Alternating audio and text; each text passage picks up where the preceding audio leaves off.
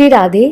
आज हम श्रवण करेंगे वैभव लक्ष्मी की व्रत कथा, व्रत की विधि और इसकी उद्यापन की संपूर्ण जानकारी। सबसे पहले आप प्रसाद बनाएं, जिसे हम कसार भी कहते हैं। जब कसार ठंडा हो जाए, इसमें केले के टुकड़े भी काट लें। फिर 1 लोटा जल का भी आप ले लें।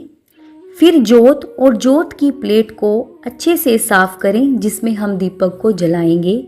फिर पूर्व दिशा में और उत्तर दिशा में, जिसे हम इष्कोण कोण भी बोलते हैं, वहां पर माता की चौकी लगा लें, या आसन भी आप उसे बोल सकते हो। फिर जल का छींटा देकर उस पर साफ सा कपड़ा बिछाएं। कपड़ा लाल रंग का हो तो वो भी बिछा सकते हैं, या आप कोई और भी आसन लगा सकते हैं। उसके बाद फिर माता की मूर्ति हो तो वो रखें, या फिर आप कोई भी व्रत कथा वाली पुस्तक भी रख सकते हैं, जिसमें लक्ष्मी माँ स्वरूप उनका विराजमान होता है। साथ में आप श्री यंत्र को भी स्थापित करें, क्योंकि वैभव लक्ष्मी के सभी रूपों का नींव जो है श्री यंत्र को बोला जाता है। आप जो आपने प्रसाद बनाया था वहां पर आप वो रखें। उसके बाद में चावल की ढेरी लगाकर उस पर जोत को स्थापित करें। फिर माता की मूर्ति पर तिलक लगाएं, श्री यंत्र को भी तिलक लगाएं, और आप स्वयं भी तिलक को लगा सकते हैं। उसके बाद जोत को, दीपक को आप जलाएं। उसके बाद आप व्रत कथा को आरंभ करें। बोलिए श्री वैभव लक्ष्मी मात की जय। किसी शहर में अनेक लोग रहते थे। सभी अपने अपने कामों में लगे रहते थे। किसी को किसी की परवाह नहीं थी। भजन, कीर्तन, भक्ति भाव, दया, माया, परोपकार जैसे संस्कार कम हो गए थे। शहर में बुराइयां बढ़ गई थी। शराब, जुआ, रेस, चोरी, डकैती, बहुत से गुनाह शहर में होते थे। इसके बावजूद शहर में कुछ अच्छे लोग भी रहते थे। ऐसे ही लोगों में शीला और उसके पति की गृहस्थी मानी जाती थी। शीला धार्मिक प्रकृति की और संतोषी स्वभाव वाली थी। उनका पति भी विवेकी और सुशील था। शीला और उसका पति कभी किसी की बुराई नहीं करते थे और प्रभु भजन में अच्छी तरह समय व्यतीत कर रहे थे। शहर के लोग उनकी गृहस्थी का सराहना करते थे। देखते ही देखते समय बदल गया। शीला का पति पूरी लोगों में और दोस्ती कर बैठा। अब वह जल्द से जल्द करोड़पति बनने के ख्वाब देखने लगा, इसीलिए वह गलत रास्ते पर चल पड़ा। फलस्वरूप वह रोडपति बन गया, यानी रास्ते पर भटकते भिखारी जैसी उसकी हालत हो गई। शराब, जुआ, चरस, गांजा, बुरी आदतों में शीला का पति भी फंस गया। दोस्तों के साथ उसे भी शराब की आदत हो गई। इस प्रकार उसने अपना सब कुछ जुए पे लगा दिया। शीला को पति के बर्ताव से बहुत दुख हुआ, किंतु वह भगवान पर भरोसा कर सब कुछ सहने लगी। वह अपना अधिकांश समय प्रभु की भक्ति में बिताने लगी। अचानक एक दिन दोपहर को उनके द्वार पर किसी ने दस्तक दी।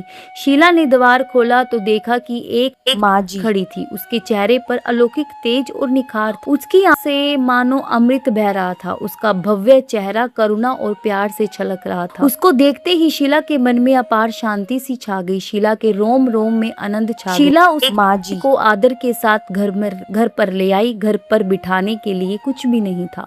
आते शीला ने सकुचार एक फटी हुई चादर पर उसको बिठाया। बोली, क्यों शीला, तूने मुझे पहचाना नहीं? हर शुक्रवार को लक्ष्मी जी के मंदिर में भजन कीर्तन के समय मैं भी वहीं आती हूँ। इसके बावजूद शीला कुछ समझ नहीं पा रही। फिर माँ जी बोली, तुम बहुत दिनों से मंदिर नहीं आई, अतः मैं तुम्हें देखने चली आई। माँ जी के अति प्रेम भरे शब्दों से शीला का हृदय पिघल गया। उसकी आंखों में आंसू आ गए। वह बिलख बिलख कर रोने लगी। माँ जी ने कहा, बेटी, सुख और दुख तो धूप और छांव जैसे होते हैं। धैर्य रखो बेटी, मुझे तेरी सारी परेशानी बताओ। व्यवहार से शीला को काफी संबल मिला और सुख की आस में उसने माँ जी को अपनी सारी कहानी कह सुनाई। कहानी सुनकर माँ जी ने कहा, कर्म की गति न्यारी होती है। हर इंसान को अपने कर्म भुगतने ही पड़ते, इसीलिए तू चिंता मत कर। अब तू कर्म भुगत चुकी है। अब तुम्हारे सुख के दिन अवश्य आएंगे। तू तो माँ लक्ष्मी जी की भगत। माँ लक्ष्मी जी तो प्रेम और करुणा का अवतार है। वे अपने भक्तों पर हमेशा ममता रखती हैं। इसीलिए तू धैर्य रखकर माँ लक्ष्मी जी का व्रत कर, इसे सब कुछ ठीक हो जाए। शीला के पूछने पर माँ जी ने उसे व्रत की सारी विधि भी बताई। माँ जी ने कहा, बेटी, माँ लक्ष्मी जी का व्रत बहुत सरल है। उसे वरदल लक्ष्मी व्रत और वैभव लक्ष्मी व्रत भी कहा जाता है। यह व्रत करने वालों की सभी मनोकामना पूर्ण होती हैं। वह सुख संपत्ति और यश प्राप्त करता है। शीला यह सुनकर आनंदित हो गई। शीला ने संकल्प करके आंखें खोली तो सामने कोई वह विस्मित हो गई और माँ जी कहाँ गई यह सोचने लगी। शीला को तत्काल यह समझते देर ना लगी कि माँ जी और कोई नहीं, साक्षात लक्ष्मी जी ही थी। दूसरे दिन शुक्रवार सुबह उसने स्नान करा, स्वच्छ कपड़े धारण करे। शीला ने माँ जी द्वारा बताई विधि के अनुसार पूरे मन से व्रत किया। आखिर में प्रसाद वितरण हुआ। यह प्रसाद पहले पति को खिलाया। प्रसाद खाते ही पति के स्वभाव में फर्क दिखने लगा। उस दिन उसने शीला को मारा नहीं, सताया नहीं। शीला को बहुत आनंद हुआ और उसने मन में वैभव लक्ष्मी व्रत के लिए श्रद्धा बढ़ गई।